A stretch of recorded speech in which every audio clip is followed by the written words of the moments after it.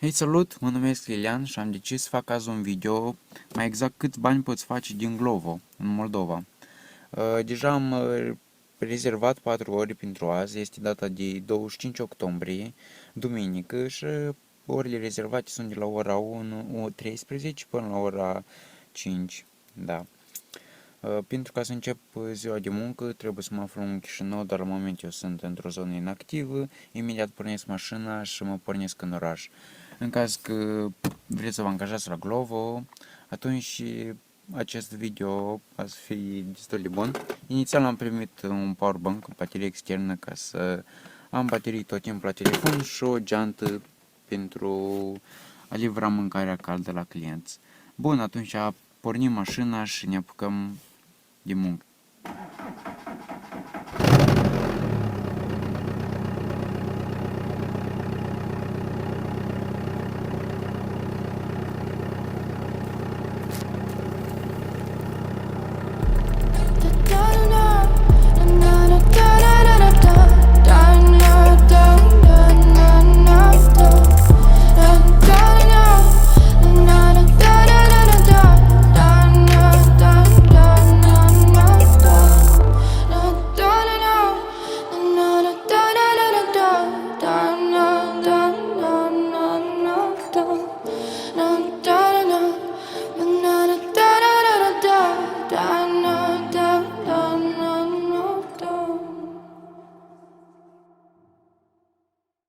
Deci ora 1 și 35 de minute și am primit prima comandă care se află la Râșcani, restaurantul Izapi, așa că trecem la treabă.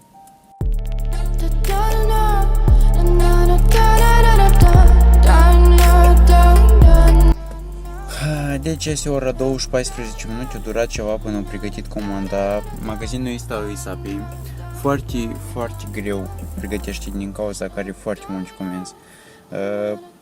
Procesul urmează prin a face o poză la check. Bun, următorul și primim adresa pe care trebuie să livrăm la client.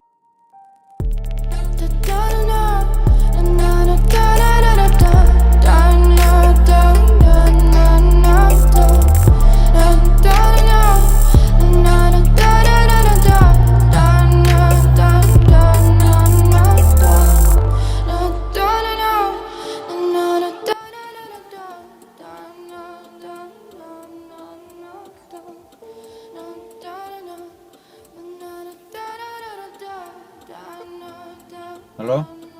Da. Salut, am o comandă pentru tine. Ai putea să cobori cumva? Sunt aici lângă Liniela. Da. Mașini sunteți? Lângă Liniela sunt. Bine. Îmi dau nici. Ok, hai.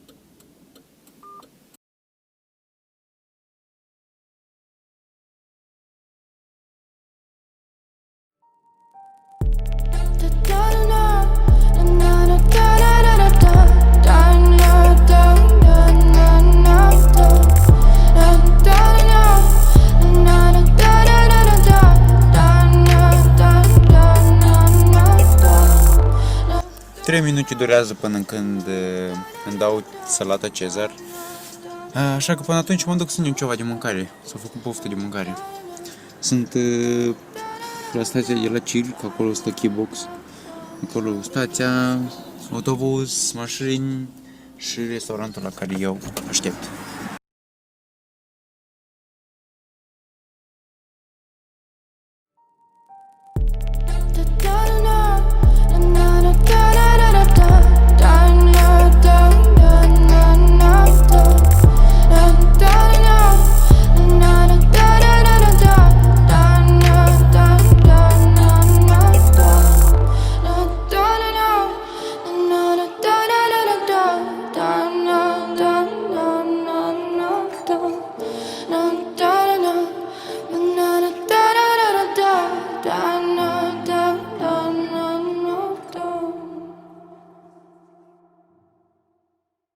Deci am avut până acum două comenzi, din care am câștigat suma de 136 de lei. O durat ceva până am livrat acestea două, din cauza că clientul nu a răspuns la apel și până a răspuns, până am găsit adresa corectă și așa mai departe, așa că pe moment am o altă comandă care se află la Wasabi și mă îndrept iarăși spre aceeași adresă.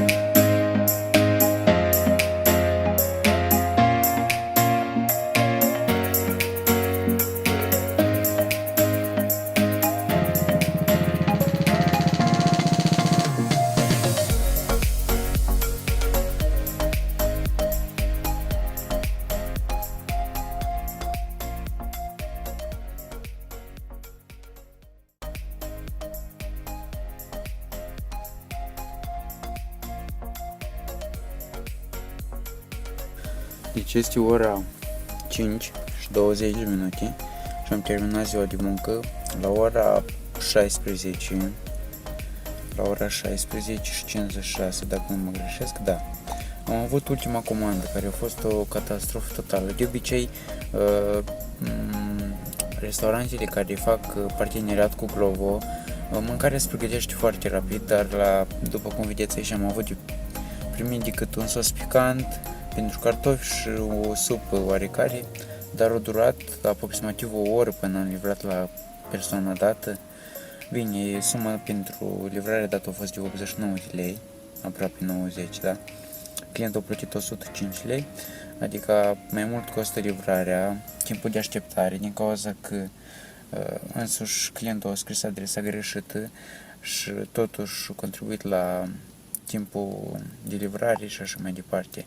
Deci, am avut decât 5 km de parcurs, da, și eu am așteptat pentru mâncarea dată, aplicația îmi spune undeva 41 de minute, cu toate posibil am stat mai mult, nu știu, cine știe. Deci, da, rata cu care se începe o comandă este de 4 lei. Adică eu am primit o comandă, am acceptat-o, eu deja am 4 lei câștigați, după care se ia în considerare kilometrajul 5,5, înmulțim la 2,5 lei per kilometru. Și deja dacă eu stau mai mult de 5 minute la un restaurant, atunci Glovo îmi plătește cu 30 de bani pe minut. Deja suma care se obține pe kilometraj și minut se înmulțește la bonus, care în cazul dat este de 3, deoarece este o oră de vârf, să spunem așa, și suma totală pe care am obținut-o eu pentru livrare este de 89 de lei. Bine, deja în acestea 4 ore pe care le-am lucrat azi, au fost de 344 de lei, adică, da, 1, 2, 3, 4, 5, 6, 6 comenzi am avut. Nu au fost chiar toate mari, una de 73, una de 63, una de 38, una de 41, 37 și 89. Am avut comenzi în celelalte zile lucrate și peste 100, dar în cazul dat, nu știu, azi nu a fost chiar o zi reușită. Eu personal aș recomanda, dacă totuși decis să lucrez, atunci minim 8 ori. Prețurile cumva au scăzut, dar nu e motiv de supărare, trebuie de continuat, de lucrat și de dat forță. Oricum, e un plus foarte mare, nu e într-atât de greu. Primele zile de lucru o să fie mai dificile din cauza că nu cunoști restaurantele, nu ești obișnuit cu personalul de la restaurante, cum lucrează comenzile și așa mai departe. Eu tare mult nu am lucrat, am decât 4 zile, dar pe zi și treci și sunt mai progresiv, așa că, na, la început e mai greu. Așa că pe viitor o să fac un video cât profit obțin în 8 ore, deoarece cred că a să fie dublu, chiar mai mult de dublu, dar bine, rămâne de văzut. Așa că vă doresc mult succes!